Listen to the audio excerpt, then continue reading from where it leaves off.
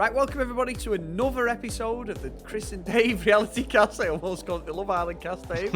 I am one of your hosts, Chris Phelps, so my co-host and very good friend and very relieved friend is Mr. Dave Horrocks. Chris, I am so relieved. We made it. 30 consecutive days, 30 consecutive episodes, but we're there. We're there at the end. And, it's typical Love Island final, really, isn't it? All the drama's gone and everything, and it's just about the formalities. We see some lovey-doveyness, but it's a bit of a come down from all the drama that we've seen before. But, where would you like to start today, Chris? Dave, there's only one place to start, and I've been dying and dying to speak to you about this. The winners. I tried my best not to give it away, but we have our winners, David. Yep. So Grant and Taylor came out on top, and it was a bit. It's always obvious in hindsight, I guess, isn't it? But I think, we called it yesterday. They had the dates, and they they went out on the boat, and everyone else just had the scraps. And so it's pretty obvious that that's where the producers were leading everything. And I think, Eden and Erin, the first half of the season, I thought they did great, but then they just got involved in too much of the drama, and I think they're worthy winners, to be honest, Chris. I am Dave. I think Josh and Amelia made a bit of a late surge, but they were never really in proper contention. And I don't think I'd have been happy if Eden and Erin had won it at all. Just Eden's behaviour this last week has just been totally shit, to be honest. And it really has been poor form from him against most of the Islanders, to be honest. Even Erin in some respects. I think, I tell you what, he wasn't happy, was he? He was not expecting that announcement from Sophie that, Grant and Taylor had won. He thought for sure that him and Erin had won it. Yeah, it was a classic poker face, Dave. It's like the Friends one, isn't it? When Joey doesn't win the awards at the TV awards, and he said, kicking up, going, "Fuck off," and all that. It's exactly like that one. He was raging. He obviously gauged the public perception that he was the most realist guy in there. He was a good old Aussie bloke, but people were like, "No, mate, you're being a bit of a cock," and they just lost the last week, Dave. It was so close between them. And they were the couple who were in it from episode 1 until episode 30, to be fair. And they were together, and they should have won it on paper. But his behaviour was stupid. Completely getting involved in arguments he had no reason to get involved in. Yeah, and I'm glad, to be honest, because like you say, literally, as soon as he walked in there, he eyed up Erin. She obviously had eyes for him. So technically, they're the longest standing couple. They should. It was theirs to lose, really, wasn't it? And the way Yeah. Grant kind of, who's initially coupled up with Cassidy, and then went with Taylor, you'd have thought that was definitely a mark against them as a couple. But I think the way Eden and Erin had behaved, they've ultimately just dropped the ball, and so I'm just glad the Australian voting public kind of saw the same things that we were seeing, and I think in the villa after that whole Cassidy situation, I think Grant and Taylor didn't really put much of a foot wrong. We talked the other day, didn't we, about Grant? He made some silly little mistakes, which inflamed and escalated everything with Eden. But then again, I think people must have seen it the way we saw it, that, okay, it was a small mistake, but the way fucking Eden and Erin are, they're just pretty unlikable, and Christ, the way they go off and blow up, it's just so toxic, and you feel uncomfortable for all the other, I was going to say inmates then, the housemates, so yeah, no, delighted, Chris, delighted with that outcome. No, I am, to be fair, Dave. And I must admit, he was great. I tell you what, he's a good-looking bloke, Mr. Voiceover Man, Mr. Owen. He kept grabbing the phone, didn't he? Going, "I got a text," and he was quite funny. He's been the star of this series for me. I think, Yeah. after not really being sure, and I'm going to have to go back to series 2 at some point. Who knows? Christmas might still be in lockdown. It might have to do series 2 next year. But I don't remember him being as funny. But in this series, he's been bloody funny. And from the first week, he's just got better and better. So yeah, no, really good stuff. Yeah, it is good stuff. And I think as well, it's nice that, you get that sort of full stop on the whole series. And we've gone through it quite quick, Dave. In real time, it probably would have been over 6 weeks realistically, because I think it was only on Mondays to Friday in Australia. So it's quite good, or Sunday to Thursday, something like that. But brilliant. And I'm dead pleased. I think this is personally one of my favourites for Love Island. There's, like I say, series 2 and 3 were really good in the UK, but this one I think beats all of them. Just for the people were real. They're real people, Dave. I don't think, like, the arguments blew up and all that. There was never any worry with anything Yeah, yeah. watching this. It was just good old, good normal. All right, they all look great. The boys and the girls look, cracking bodies on him and that. But they genuinely just seem like they come from normal backgrounds and that. And that's what I think's more convincing than a lot of the UK stuff, because a lot of them in the UK, they've been on the TV on and off since they were kids, doing adverts, fucking modelling stuff. It was that way they've had the pushy parents, most of them. There's always a background in it with most of them. So I just think it's a great series, and I'm glad that we've had loads of people tuning in and downloading the podcast, messaging us saying, like, I've had a good laugh, that's all we do. We just call it how we see it, don't we? We try not to single people out. If we see something, we call it. Dom and Eden, I think quite rightly, have needed to get a bit of stick, and good old Joe's been there as backup, pegging us down a couple of times when we were, calling us out, which is great, as only a good friend would do, but also pointing out some cracking stuff from a lady's perspective that we just wouldn't have, Dave. So it's always good with everyone who listens, because it's just like a good community of friends, really, more than anything. It is great. And again, I sort of jest about having to watch season 2. We were pretty sure from about March that this Love Island wouldn't go ahead, but who knows when the next actual real series will be. So I think we should hold off doing the other kind of retro reviews, just in case we end up having them screened again, because Yeah. we can't, unless they did a whole social distance dating thing maybe. But I mean, one of the things that was going through my mind as we were watching the final there, Chris, is what you were saying about. I think it was a couple of weeks ago now. You were saying about, didn't they fly everyone over from Australia to Spain together? Yeah. And when they basically had everyone there for the final, I thought, well, that's interesting, isn't it? So you win anyway. So even if you get voted out, you're still there at the end. They've been putting you up in a hotel and everything, because you had Teddy there, you had Mac there, and you had Millie and Mark. It's like happy days. You're Yeah. still on holiday. It just means you're not on telly. So Yeah. yeah, I thought Yeah. it made me think back to that comment you said about, did they fly them all over together, or probably it looks like it. They definitely fly them all on the way back.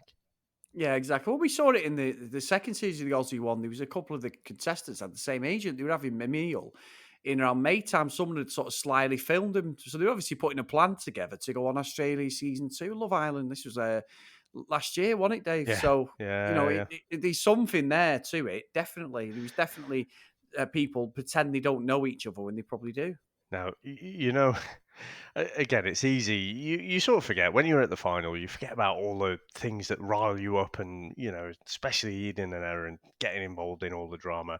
But I did think there was, Kitty's still got claws right at the end there. So Sophie asks Erin, when they're all stood up, it's the 3 couples before we know who's going to win and what the order is. She asked, "Does anyone?" She asked Erin, "Do you think anyone's been playing the game in here?" And I thought her answer was absolutely brilliant. She goes, "Not anyone who stood up here." I just thought, fucking brilliant. She just can't drop the whole Millie thing. I just thought that was brilliant. Definitely the claws were out for that. Oh, without a doubt, Dave, without a doubt. So, no, cracking episode. And I think as well, good old Sophie Monk doing her bit for, Love Island, going in there with no script, not even interested one bit, but just taking the money and fucking off. We can't take the piss though, can we, Chris? Because she's basically us. Yeah, but getting paid a lot more money and she's more glamorous, Dave. Well, yeah, apart from that, all the good looks and money. But apart from that, Chris, and youth. But anyway, what did you make to the video parents? Again, old Owen, the narrator, taking the piss out of the budget. Can't afford to fly everyone across, so they're going to have a video call with all the parents. I mean, we had, Taylor and Grant up first, and Taylor, absolutely bawled her eyes out. In fact, Chris, I'm going to be a bit blokey about this one. Fucking Taylor and Amelia. By God. I know they've not seen the parents for like a few weeks, but fucking hell, to absolutely be bawling their eyes out like they've not seen them for fucking years or something. Like they've just come out of some POW camp. It's like, oh, for fuck's sake. It turns me off, that, Chris. I don't mean in terms of like. Yeah, I know what you mean. I know what you mean. Yeah, I get it. I do get it. I understand what you mean. And I think as well, though, Dave, it sounds daft, but it's like the Big Brother when you used to get the letters from home. And it's like, look, it's like being in a prison, and then you see your family or whatever. There's a lot of people, male men as well, just go, don't they? So, I mean, we don't know what it's like being in there. However, I agree. It's hard to watch, Dave. Yeah. And knowing that a lot of it is producer led, it's also difficult not to say, well, look, we need a bit of tears here. Is there any chance you can do a bit, sort of thing? It looks better for the TV. That's what I'm always thinking in the background. I love Love Island, but there's always that pessimism where I'm like, yeah, is this really bullshit or not? And I don't know. Taylor, maybe not. I'm just not sure with everything that's gone on. And obviously, Amelia and Josh are third. Fair enough. I mean, there was only 3 real couples there anyway, weren't there, at the end? So it had gone how you predicted it, to be honest, Dave. Exactly. I was trying not to say anything yesterday, so I was like, yeah. But like I say, I think this was one of the more predictable ones. Just the way it had gone.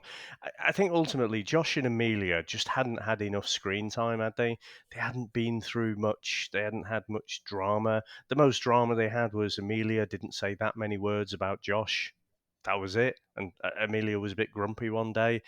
We just haven't seen enough of them.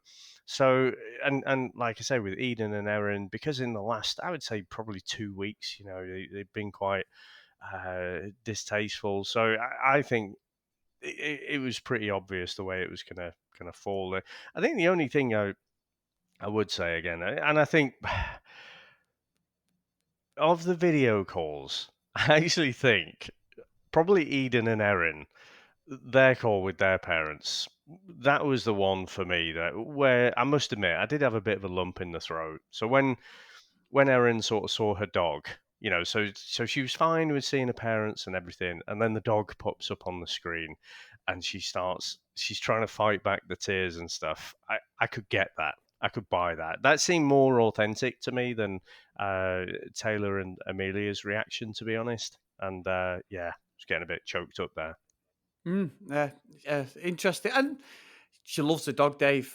Even to this day, she's an animal lover, that girl. So, no, very good, very good. I mean, is there anything else you spotted there, Dave, before we wrap the season up and then we go into our next episode, which is the catch-up? I know. So we're not quite done, are we? So we know who's won the final now. And I've stayed off social media, so I know nothing of what's happened to this lot. Clearly, they're Love Island couples, so my expectations are not high. But, you've been doing your research, which is probably 20 minutes of Googling. That long? Yeah, probably not quite 20 minutes. I'm deeply wounded by that, David. simply putting, where are they now? Love Island Season 1, 2020, Dave. There's plenty of articles. But anyway, I'm going to come into this fresh as a daisy. No, because I do know a lot of this, because we were well onto it when it first come out. So there's all sorts I want to talk about. And with it being updated, it's going to be quite interesting just to sort of throw a through on you. No, it is good. And, again, Chris, it is the final. So it's about that time where you go, David, there's this new series that's coming up that we have to cover. And I go, for fuck's sake, will you just fucking let me rest for a bit? It's funny you should say that, Dave, actually. No, it's not. I haven't got anything. I haven't. I promise you, I've got nothing. I will say, though, anybody who's tuned into us and listens to the Love Island podcasts that we do, that was the origin of the podcast, the Love Island cast, and then we changed it to, because of what's happened and the amount of different shows people are asking us to cover, we have recently changed it to Chris and Dave's reality cast. So we have got stuff, if you've been binging on things like we've got Love is Blind, Too Hot to Handle. We've done a full run of them series if you've been watching them on Netflix as well. So there's just some, and we did the UK series Singletown. which is just recently finished late last year, didn't it, on ITV? So we just finished that as well, and we've had some good, some cracking episodes about that. But there's a lot on the back catalogue of our podcast. So if you are interested in what we do, just get on there. Just look for Chris and Dave's Reality Cast, and there's all sorts of stuff. And if you do like watching stuff, and if you are here because of the reality stuff, then it's right up your alley. The jokes don't get any better. I must say that, everyone. But we enjoy doing it. No, and it's been great, Chris, to do all these different series. We do Labour of Love. We've got the final of that coming up next week as well, haven't we? So, yeah, we're just suckers for punishment, really, aren't we? So, yeah, we just love this stuff. And obviously, actually, Chris, today, bit of news came out. So, The Bachelorette South Africa is going to be starting up. So, I wasn't quite sure what would be happening with Bachelor Banter, but maybe we'll cover that one. So fuck knows how they're going to carry that on. Maybe it'll all be through a Zoom call or something like that. But no, we'll give it a little bit of time. We have got our next episode, which we'll do tomorrow, and that's where Chris will educate me with where are they now. Like I said, expectations are low. We'll give it, a bit of time, and then we'll be chomping at the bit to go at something else. So hopefully, someone somewhere has got something in the archives that they're going to polish off and be able to stick on the screen and give us something new to get our teeth into. No, definitely. And if you do like what we do, guys, search everywhere on your podcast catching apps for Chris and Dave's Reality Cast. I'm pretty sure you would be here anyway for that reason. But anyway, for any of the back catalogue, if you want to follow us on Twitter and Instagram, at cdrelaitycast, and if you want to email us, cdrealitycast@gmail.com. So, David, thank you very much. I can't wait for tomorrow, my friend. I'm really hoping that we can I can't wait, Dave. So let's go. I'll see you tomorrow. Bye.